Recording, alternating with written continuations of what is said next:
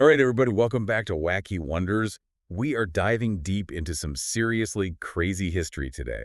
Crazy is right. I mean, like, buckle up your seatbelts. We're talking stuff that'll make you question, like, everything you thought you knew. I mean, seriously, like some of this stuff I had to read like 2 or 3 times before. I was like, wait a minute, is this for real? Oh, yeah, I know. We're going full on wacky today, so get ready for some serious, mind blowing historical oddities. Okay, so before we get too far, I do get a shout out to you, our awesome listeners, because remember, this deep dive is inspired by one of your episodes called Wacky Wonders.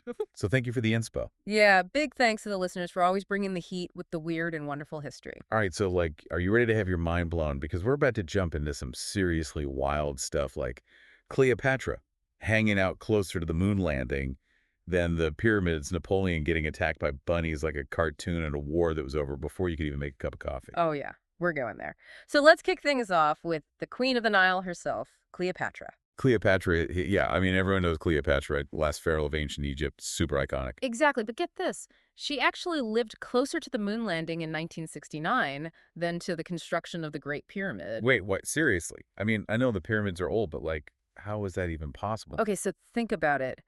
The Great Pyramid was built way back around 2500 BCE, right? Okay, yeah, that's like ancient history. Ancient is an understatement. Yeah.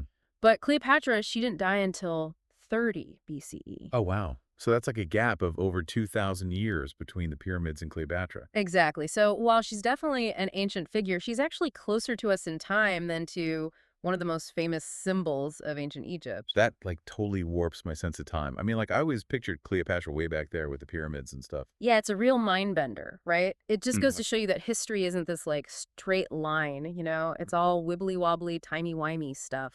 totally.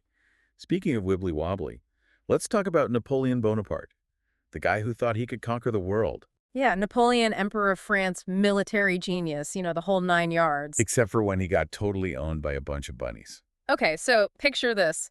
Napoleon decides to have a grand rabbit hunt, right? He's got his entourage all set up, and they release a whole bunch of rabbits for him to hunt. Sounds pretty standard for like an emperor dude, I guess. Right. Except these bunnies had other plans. Instead of scattering like they were supposed to, they swarmed Napoleon. Wait, they like attacked him like a fluffy army of bunnies? Yep.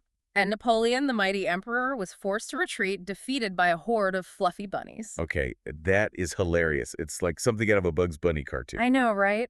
It just goes to show you that even the most powerful figures in history have their moments of utter ridiculousness. It definitely makes history feel a little less stuffy and Yeah, again more relatable. totally. Oh. All right, ready for another one? This one's about the shortest war in history. Oh yeah, I think I heard about this one. Bring it on. Okay, so we're talking about the Anglo-Zanzibar War of 1896. And get this, it lasted somewhere between 38 and 45 minutes. Wait a minute, less than an hour. That's Yep. barely enough time to like make a sandwich. I know, right? So Zanzibar basically surrendered after less than an hour of British bombardment. Okay, so obviously this is not like a fair fight. Hmm. I'm guessing the British had some serious firepower.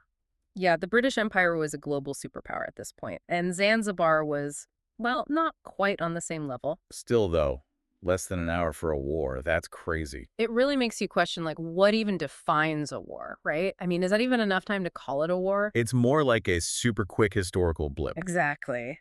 All right, now let's jump from war to politics. Did you know Albert Einstein was offered the presidency of Israel? No way.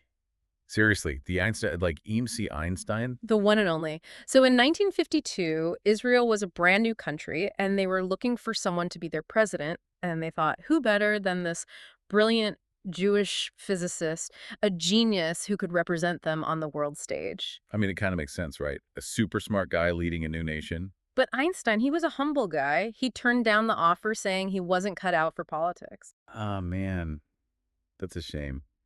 Imagine if he had accepted, though. President Einstein.